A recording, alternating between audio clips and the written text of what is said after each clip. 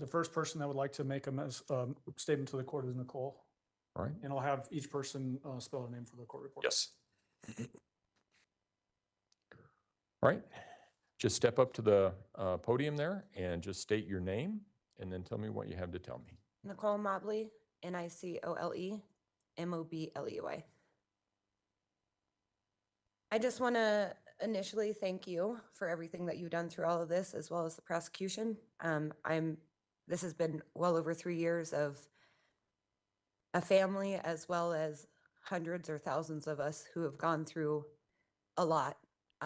It's been hard. It's been heartbreaking. And to finally see some kind of justice, especially for his family, is incredible. And I just want to thank everybody for everything that you guys have done. All right. Thank you, ma'am. Thank you. Jane?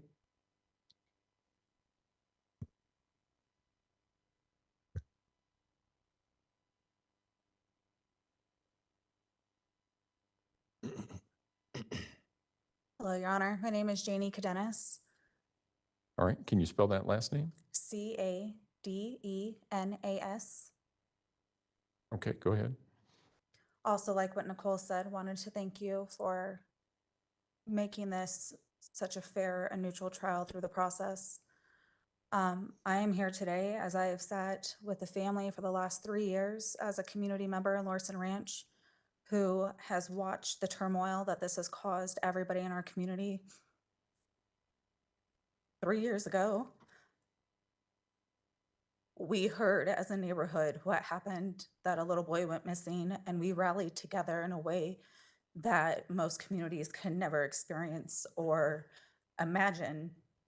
We came together and we helped find ways to get media involved, to get search parties involved, to do everything we could to be of assistance to find this little boy, because Gannon wasn't just a neighbor, he was all of our little boys. For months and months until he was found, we were all scared to let our kids go outside because we were scared that they would be kidnapped. We didn't know what was going to happen. And through that process, we all came together and we met Landon and Al, those of us that didn't know them, and we built relationships and friendships and garnered a family relationship with them through that process. But this is just one thing that, as a community member, somebody who was a part of it from the beginning, that I can confidently say, this is the worst tragedy that anybody could ever go through, and every parent's nightmare.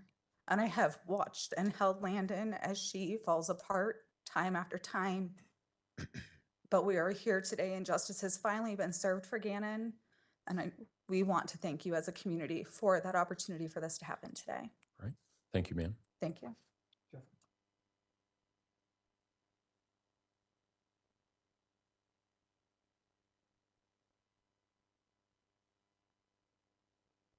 Thank you, Your Honor. My name is Jeff Davenport, Jeffdavenport.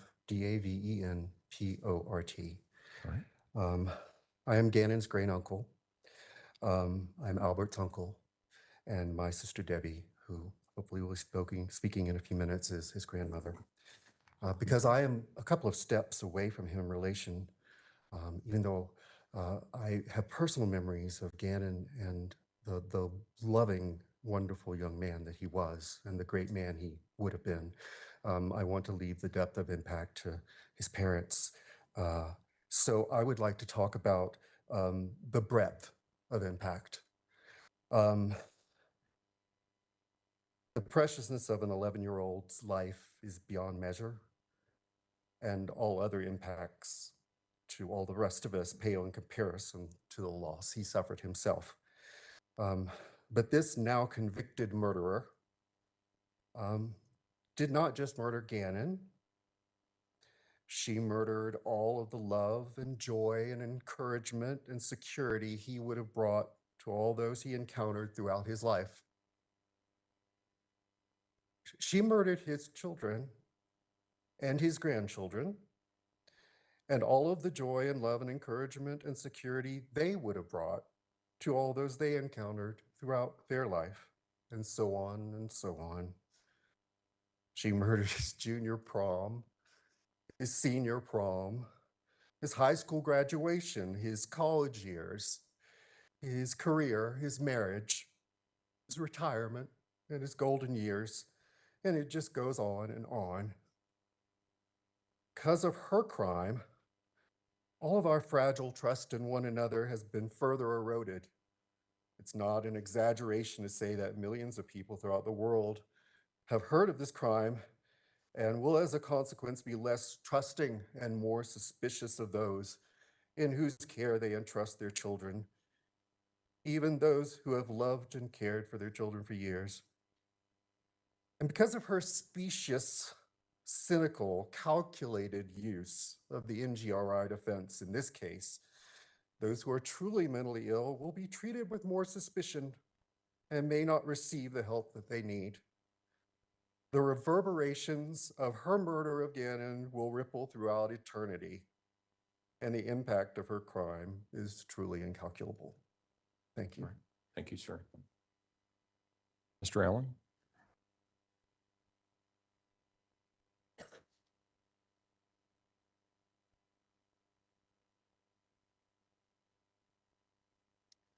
Thank you, Judge. It's Veronica Birkenstock, spelled Veronica, Birkenstock, Birkenstock.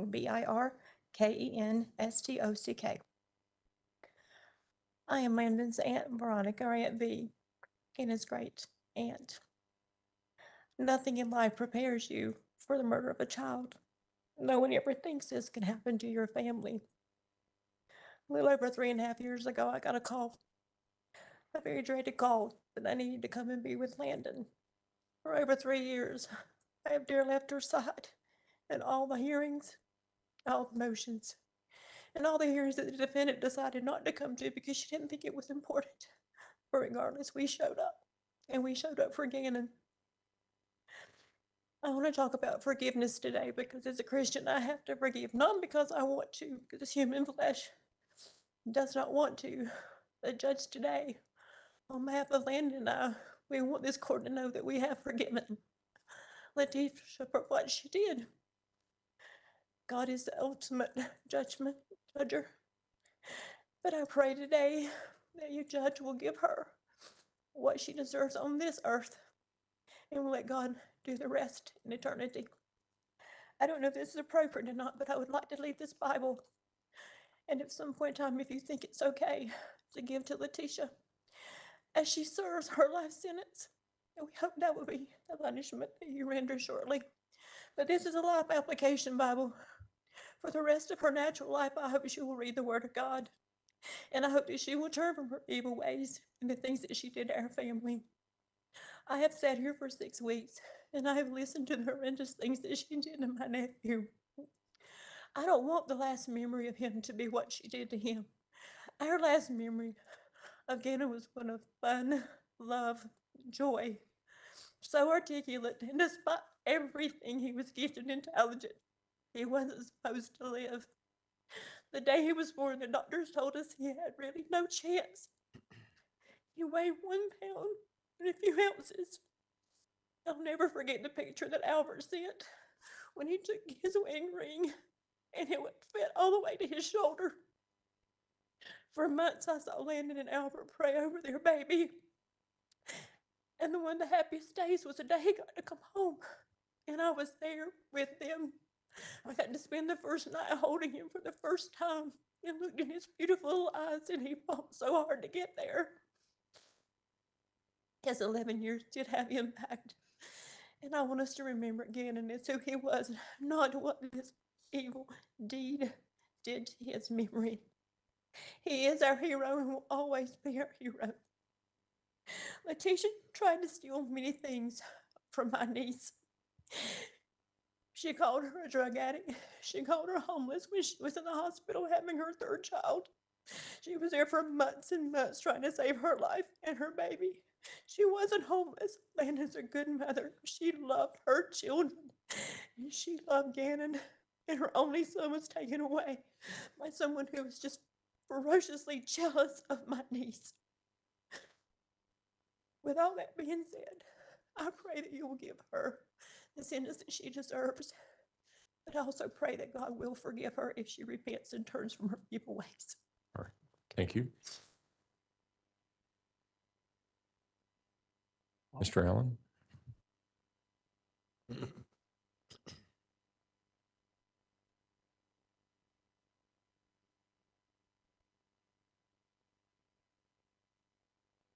My name is Bob Rogers, B-O-B, R-O-G-E-R-S. My wife Patty and I are grandparents to Lena and Gannon, who we never had the opportunity to meet in person. Over the past couple of years, there's been a lot of tears and challenges with Al, of who hopefully helped him walk through this tragedy.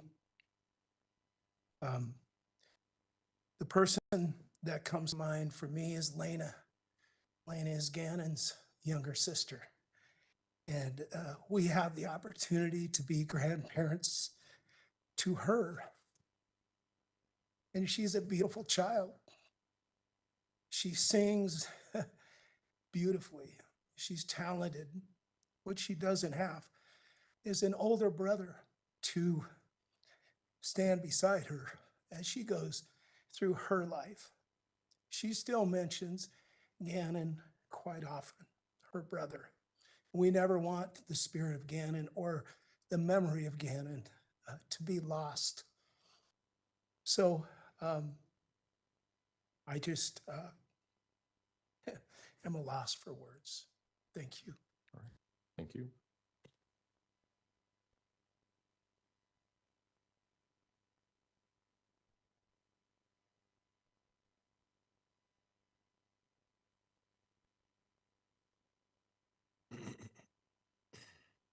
I am Deborah Pierce, P-E-A-R-C-E.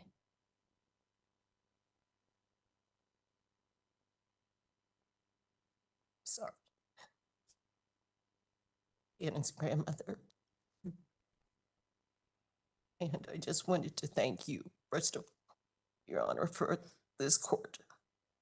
Everything that's been done for everyone who has so carefully and impartially cared for this case, for this loss of this precious child.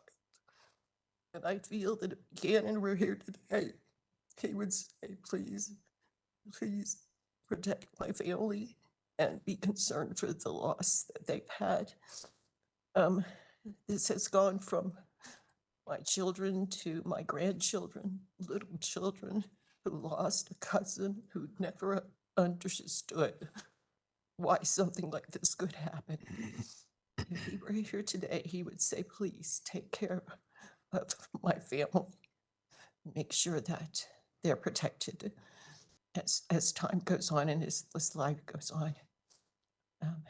And obviously to help us to go forward in this life. Thank you so much. Thank you, ma'am.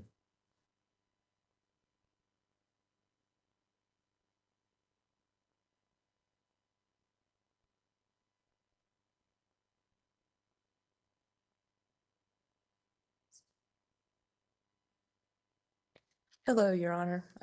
My name is Landon Bullard, also referred to as Hyatt in this case, but Bullard's B-U-L-L-A-R-D.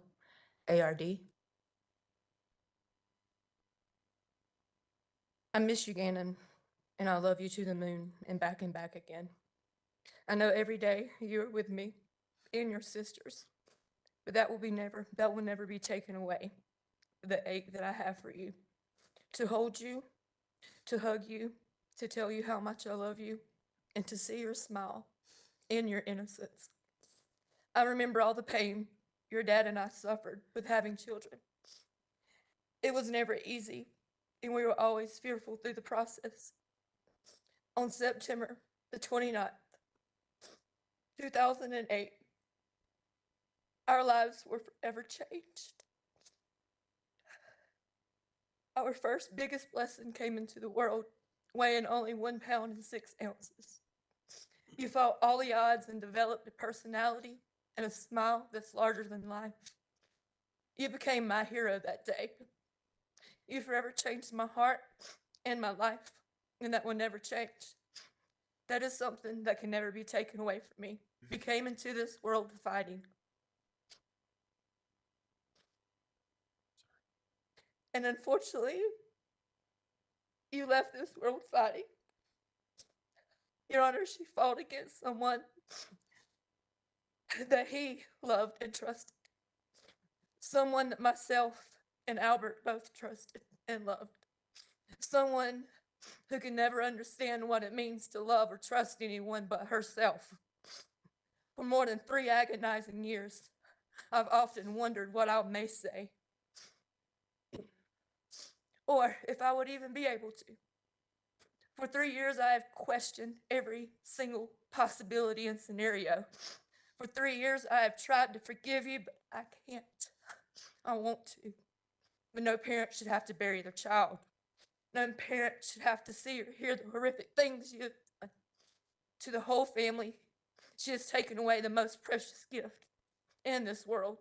Not just my family, not Al's family, but your own family.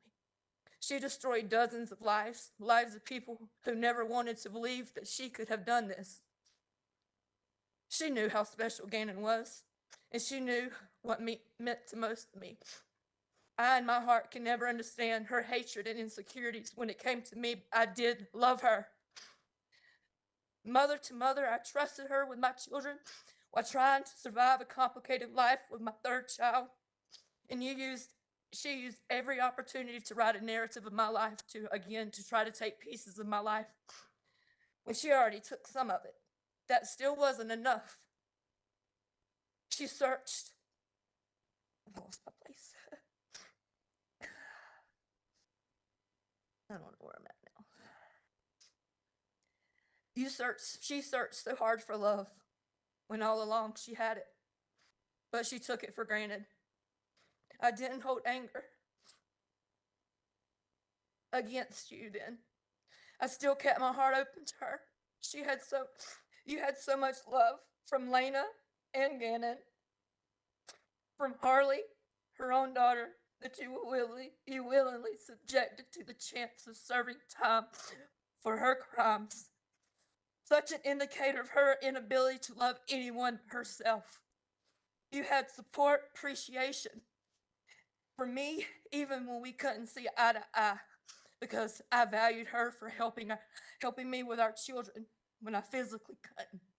Even when I was fighting for my kids, as you wrote, a false smear campaign against me and my children, and also Al.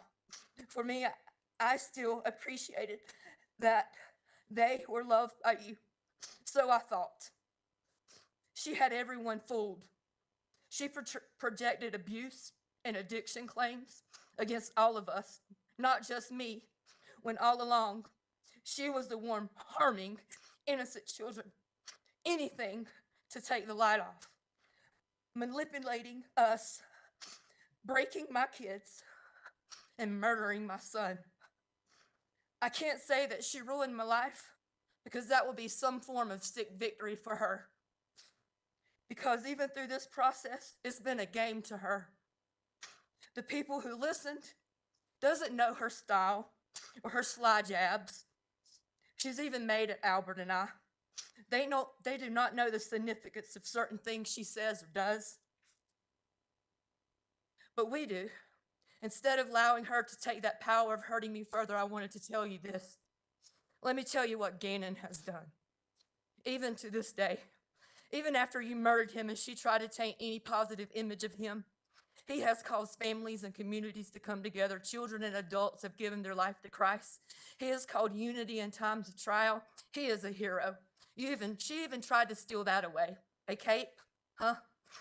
The one image of Gannon that was created for the world. After it went national, TV begging for the return of my son, my hero. How dare her? How truly sick and cruel is she? You stole so much from this world. Gannon's cousins, aunts, uncles, sisters, new siblings, grandparents, and friends are missing a huge portion of their lives without Gannon.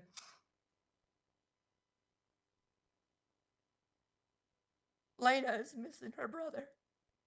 Your Honor, I've never seen a bond between two siblings so close as theirs. She had to take that. Why? I'm afraid we may never know that answer, will we? I show his baby sister Nova pictures and videos of Gannon so she will always remember who he is, because she stole him from us. He is not forgotten and never will be. And it's so sad to sit here today and face her, a person even Gannon loved, one that I know while she was attacking and killing him and fought for his life, he defended himself against her, still loving her. A love she never deserved from him for what she has done. While she is too much of a coward to even come forward with the truth, she owes it to Gannon. But the lack of remorse and the lack of respect to Gannon through this child, her lack of compassion shows me that she and we were all wrong. She manipulated all of us, and never loved Gannon, Lena, or Harley. I've sat here for over a month having to listen to her sick lies, even as she tried to destroy who I was and Albert as a father. I've had to sit and listen and watch every reenactment of images no one wants left in their mind. You wanted to leave us with that, knowing it would torture us, but you underestimated me. I am Landon, Gannon's mom, and that will never change. Through my hurt, anger, and pain, I will never be the monster that she is. I can never be filled with the hate that her heart holds. I pray that we will never have to look at her face again. I will continue to hold on to my faith. Vengeance is not mine, as I surely wish it could be at times, but it's the Lord's. I have to trust in that. Thank you, Judge Warner, for your compassion, your patience through this trial. I want to thank the juror for their attentiveness and time that they took for justice for my boy, to the detectives, officers, legal team for every single second they've poured out into Gannon's case, and to the community for your countless hours. Tisha, that was her biggest mistake. You underestimated this community and this defensive team, Lorson Ranch. They searched for and fought for Gannon within hours, and they never believed your lies from the moment they started. None of these people ever gave up on him. You never looked. All of these people I will forever hold close to my heart. Always Gannon strong. My G-men forever. Justice has been served today. Your Honor, I pray that you just give her the best sentencing, the longest sentencing that you can. This will not bring my son back, but I can sleep soundly for the first time in 3 years, knowing that you can never harm, this defendant can never harm anyone again, knowing Gannon will always be a true hero in a cape. He will always be my son. That will never be taken away.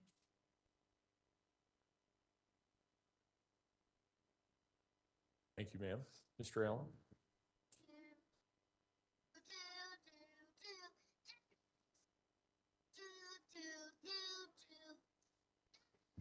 Once I was 7 years old, my mama told me, go make yourself some friends or you'll be lonely. Once I was 7 years old. Do, do, do, do, do, do, do, do, do. It was a big, big world, but we thought we were bigger. Pushing each other to the limits, we were learning quicker.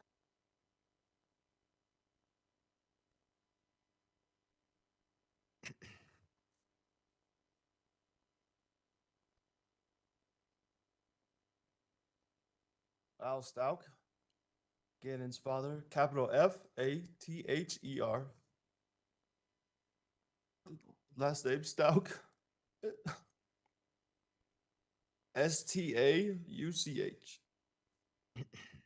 I'm gonna start with something from my wife, not to go out of order, but she didn't think she could make it through it. So this is my wife, Melissa, and these are her words. Some may say or think that I wouldn't be here if it weren't for Tisha. In part, that may be accurate, and I would be okay with that, because then Gannon would still be here. I too know the pain of losing a child, and there is no greater pain. We are now lifelong grief partners, as this is a lifelong journey of pain, with 2 sons waiting for us in heaven.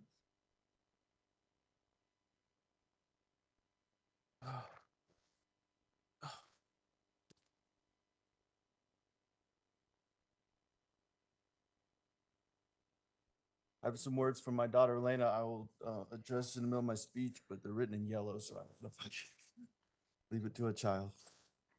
Out of the night that covers me, black as the pit from pole to pole, I thank whatever God may be for my unconquerable soul. In the fell clutch of circumstance, I have not winced nor cried aloud. Under the bludgeonings of chance, my head is bloody, but unbowed. Beyond this place of wrath and tears looms but the horror of the shade, and yet the menace of the years shall find me unafraid. It matters not how straight the gate, how charged with punishment the scroll. I am the master of my fate. I am the captain of my soul. The poem I read is named Invictus, translated from the Latin means unconquerable. I quoted this same poem at Gannon's memorial here in Colorado Springs back in August of 2020. Why August of 2020? When his body was ripped to shreds on January 27th? Well, as we heard testimony to, his body was found 1,370 miles away. And then the process to identify his maggot-infested remains withheld him from us until July 2020. As I stated in my testimony on the stand, Gannon was born severely premature and barely filled my two hands the first time I held him. At the end of his life, after his body was cremated into a pile of ashes, he was ultimately no bigger than the first time I held him. As brutal as the wait became, I'm thankful to God and the bridge workers for finding him and returning his precious body to Landon and I. I quote the poem Invictus again, not to boast of my strength and perseverance, Your Honor, but to say to the world, I alone can control my actions and reactions. Your Honor, I refuse to allow anger to poison my soul and orient my life to a pursuit of vengeance. I refuse to allow pain to carry me through each day and promote the pursuit of medicinal retribution toward the offender. I refuse also to let my mind be clouded by inconsistency and emotions that deter me from the purpose in this life. Your Honor, the price I pay each and every day for this resolve is to only get pieces and parts of my son. Inconsistently through time.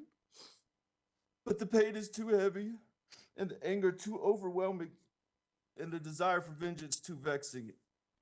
Instead, each and every day I pursue peace. I seek joy in my life and let the love I have for my wife and family flow in and out of me like a mighty wave. As I told Tisha regularly at the end of our relationship, my joy is mine alone and she cannot rob me of that. I will learn to experience G more and more as time goes on, but as I did my best to instill into his precious soul, love, joy, service, and kindness are the pathway to take in life. This picture shows that in the 4th grade, he already had a mind for service.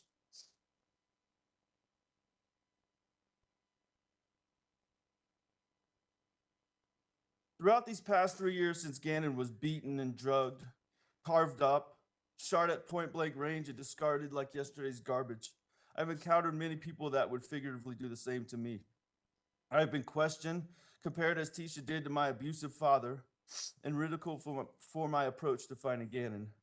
I hope now that the world has seen that I was assigned the most arduous task of finding Gannon in the only place that was possible for him to have been, in the mind of a killer. Were my efforts fruitful? I believe so. But from the moment I did not see the Volkswagen Tiguan, or however you say it, at French Elementary on that Tuesday evening, a clear direction for finding Gannon pointed directly and precisely at Tisha. While others online, some who are even in the courtroom today, questioned my perceived lack of effort or concern, I stood still and stood firm in knowing that only one person had the information needed to find Gannon. Now I say, woe to the person who questions a father's resolve when the safety and well-being of his children are at stake. I did not waver. I did not falter in the pursuit, nor did I allow the mentality of the mob to shake me. But it was only by the grace of God that Gannon's precious body was finally found. In Mark 4:39 of the Bible, in the middle of a storm, Christ arose and rebuked the wind and said, "Peace, be still." In times of trial in my life, from seeing my father being taken away in handcuffs, to seeing that sweet 1 pound, 6 ounce baby boy for my firstborn son being put into a Ziploc bag after he was born to help regulate his body temperature, and now searching for and never finding my son again. I have but one choice, and that is the times of trial and tribulation to have that peace and be still. As I alluded to previously, that stillness does provide an easy target for many who do not understand peace, hope, and even faith. Some, including Letecia, feasted on my stillness, attacked, and yes, left several scars. One of these scars comes in the form of the financial and residential ruin that began in the early days of this ordeal. I'm just going to skip this part because I don't want to make this any more about me. I'm not seeking any restitution, Your Honor. For the $1.50 a month I received from the defendant, Letecia, would just keep me connected to her for the rest of my life, and I don't want that. So absolutely no restitution, Your Honor. The murderer of which I speak was not always such. When I met Letecia, she was beautiful, extremely intelligent, as many have testified to, and a seemingly successful woman. A far cry from the nappy-headed, murderous, narcissistic, and arrogantly flippant human being that sits in our midst today. Having a background in teaching, social work, higher education, certified babysitting, and endless amount of credentials, that should render one trustworthy when it relates to the safety of children.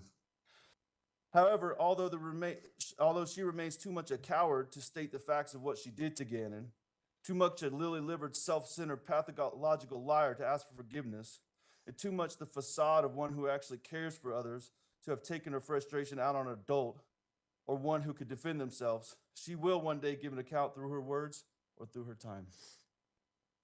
Sending pictures of Gannon sleeping to Landon and I was telling, as the boy looked pale and absent of the energies that so defined him. This is what a happy, healthy little boy looks like when he's sleeping. The next picture. That's what a little boy sleeping looks like. These pictures on the screen are of a happy, healthy little boy that's sleeping sweetly, healthily where he lay. The impact Letecia had as a result of this heinous crime stretches far wider and far deeper than I could depict through my statement today. Two other people torn to pieces as a result of this are Gannon's sister, Lena, and Harley. Speaking of Harley, I feel as though I've lost two children as a result of this tragedy, one of which I will never see on this earth again, and the other which I do not know if a relationship can be salvaged with. Now for Lena. The video you saw as submitted in evidence, her bebopping down the street, is actually an excellent depiction of Lena and her happiness and her joy in life. She is very loving, trusting, and at times way too social. Normally, you might be concerned by your little girl talking to the utility guy working in the front yard, but in this case, it was the inside of her own home that was of grave concern. Nonetheless, her loss, Lena's loss, is like none I can even imagine. She lost her big brother, her only brother at the time. I still do not know if she has fully processed or fully understands the gravity of the situation, but regardless, has pressed forward and is thriving as best as she can. I am so proud of her. And these are her words. Once again, they're in yellow, so I'll do the best I can. And this is what I asked her if she wanted to say anything to Letecia, and this is what she said in her sweetest mind that she has. That you do not do that to people, especially your stepkids. And that it is never all right to do these things. How sweeter of a response can you get? Now for my precious, premature firstborn son. Get it? I never in my wildest dreams would have ever thought you'd be in danger, buddy, or I know I wouldn't have not left you. At home with what turned out to be your murderer and the last person to ever see you on this earth. I'm so sorry.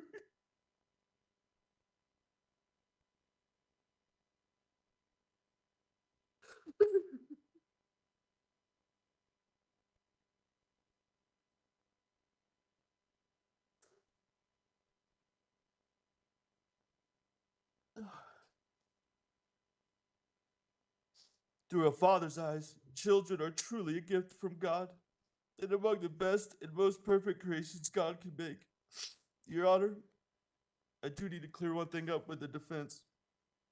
It was said both in the opening statement and in the closing, somehow Gannon has been compared to a demon. And I understand the process, I do. But if they want to take the case up of Gannon being a demon, I will line people up from Alaska to Denver, to Colorado Springs, all the way to South Carolina to testify against him. Gannon was nobody's demon. I don't care how much anyone was abused or anything, he was not anyone's demon.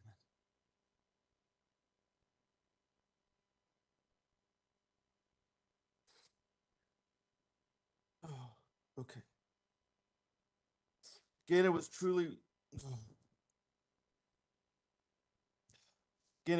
my buddy. Very recently, before he died, the most alarming thing he did was call me dad. Up until age 10 or 11, I was daddy. But in the last months of his life, I was just dad. A signal that he was coming into those junior high, pre-teenage years. Another amazing thing that is he finally started asking me regularly to play ball with him. He was never too much into sports for most of his life, but that last 6 to 9 months, he really started enjoying playing ball. Some of the most memorable times were him running little 5-yard football routes in the street in front of our house. Most of the time he dropped the ball, but he kept asking, let's do it again. I almost had it that time, Daddy. Oh, and that Nintendo Switch. One of the most difficult pieces of evidence to give up was his Nintendo, because that probably has the most of him on it. Knowing I may never see that again is truly devastating. For him, many of his games were not just games, but a challenge to overcome, as I made him beat specific games before I would buy him the next one. I remember not long before he died, him beating the old school Zelda game he had. As he felt he was getting close to beating the final monster, he paused it, ran upstairs, and we sat at the kitchen island, and he beat it right there together with me. He was as excited as I ever saw him. With all of that and all of the pain of only being able to see him play through the one YouTube video he was able to make, which I'm about to play, I can sleep in peace at night because the father I am and the son he is was culminated as always in our final embrace as he ran out of arms and downstairs to watch Pokemon, I in his heart and he in mine. If we could try to play that video, just maybe the first 10 or 15 seconds of it.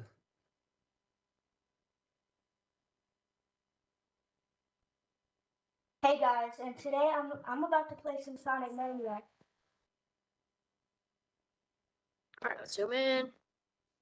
And yes, cameraman is right here. Grandpa Sour White Gaming. And yes, sign up for our channels. We're going to be doing a lot of these together. Give a shout out to him, his channel, Freedom. Thank you. That was one of the many he hoped to make and the only one he was actually able to make. I do want to add something that I don't have in my speech that me and Landon already had a conversation about this, and I owe her an apology as well as she already gave me one, that we allowed Tisha to manipulate us into some of the pain and disagreements that we had between one another. And Landon, I'm sorry. But I will say this, Tisha was not the glue to keep everything together. She was not the answer. And this is not a jab, Landon, okay? But Lena still lives with me. Tisha, you were not the answer. Now, Your Honor, if I have any influence on the final sentence for Tisha, first I ask to be stripped of my last name immediately.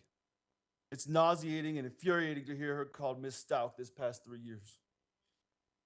Secondly, I ask that for every mile she drove Gannon across the country, she spent 1 day in solitary confinement.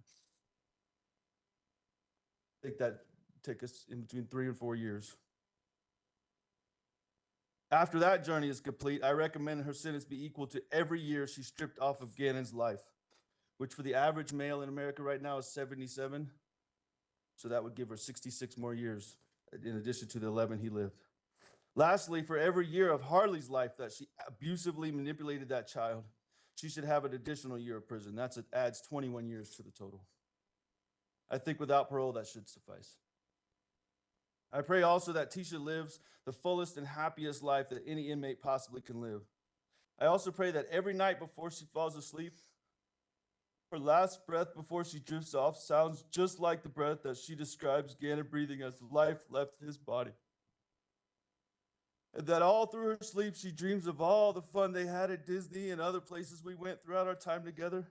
And that every morning as she is about to wake, the end of her dream, The last words Gannon spoke or screamed or cried. Tisha, stop! You're hurting me. Why, Tisha? Daddy, help me. I want my mommy. Why couldn't you let her just be a mama's boy? That's all he wanted to be. He just loved his mama. I wish she would tell me what those words were so I would know.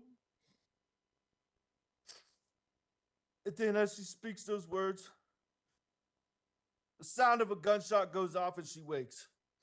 Every day and night I pray she relives just those moments and then wakes up to a nice, warm, and kosher breakfast. In conclusion, I would like to share a picture of Gannon in his final state and find a resting place, and thank everyone that has had a positive impact on my family and I.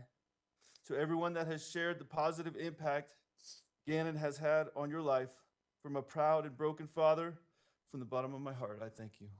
I'd like to pause until we can get that last photo up.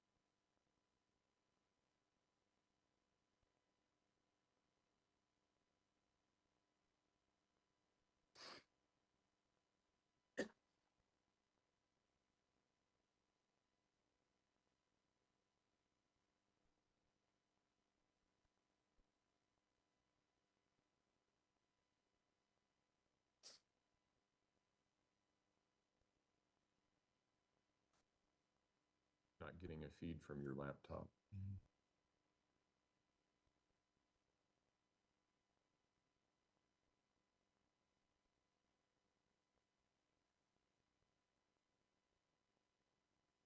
It's fine. Oh, there it is. Thank you, everyone.